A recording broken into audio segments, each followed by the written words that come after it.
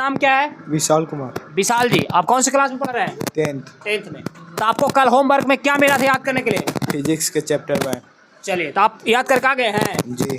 चलिए, तो आप यहाँ पे बताइए सबसे पहले किरण पुंज किसे कहते हैं और ये कितने प्रकार का होते हैं, परिभाषा सहित आपको उत्तर देना है। ठीक है, बताइए।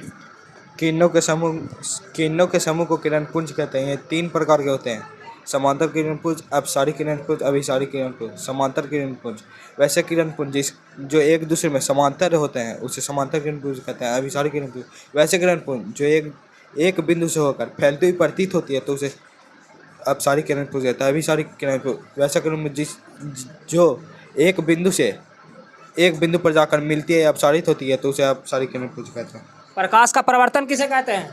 प्रकाश का परावर्तन जब प्रकाश की किरण किसी सतह से टकराकर अपने ही माध्यम में लौट जाती है, लौटने की इस घटना को प्रकाश का परावर्तन कहते हैं। आप इसको फिगर बना कर समझा दीजिएगा बोर्ड पर।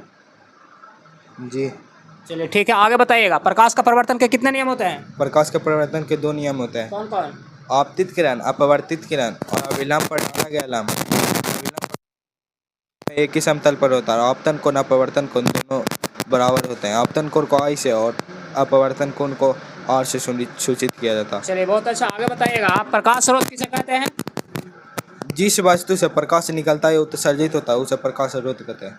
चलिए आगे बताइएगा। प्रकाश की माध्यम किसे कहते हैं और ये कितने प्रकार के होते हैं? प्रकाश यह एक ऐसा माध्यम होता है जिसमें प्रकाश की किरणें निकलकर नेत्र तक पहुंचता तो उसे प्रकाशीय माध्यम कहते हैं।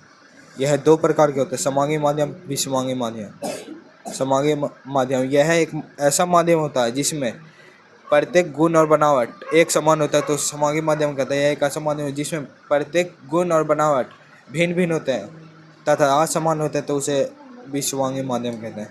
प्रकृति के आधार पर परावर्तक सतह कितने प्रकार के होते हैं? प्रकृति के आधार पर परावर्तक सतह 2 प्रकार के होते हैं: नियमित, अनियमित। नियमित परावर्तक सतह वैसा चिकनी और चमकीली सतह जो नियमित रूप से होती है तो परावर्तक सतह उसे नियमित परावर्तक सतह कहते हैं। अनियमित वैसा रूखड़ी और चमकीली सतह से नियमित रूप से रहता है तो अनियमित परावर्तक सतह कहते हैं। चलिए, बहुत अच्छा सीट